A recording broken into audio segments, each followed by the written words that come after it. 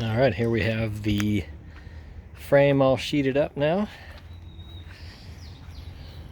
I'd originally planned on nailing, stapling and gluing all these panels on, but ended up the plywood was just so wonky that I felt that screws would probably be the best for holding it down, since you can't clamp it that way, and wasn't sure how well the staples would do. Pieced together a few in the front here. Didn't want to spend another 41 bucks on a piece of plywood.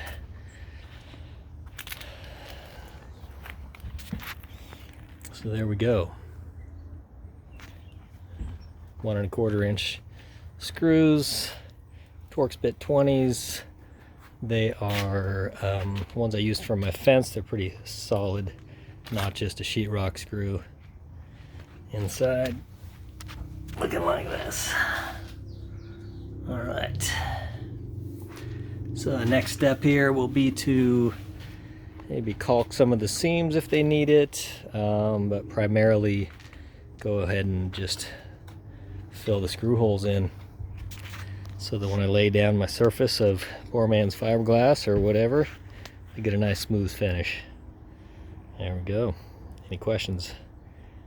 Leave them in the comments. Thanks.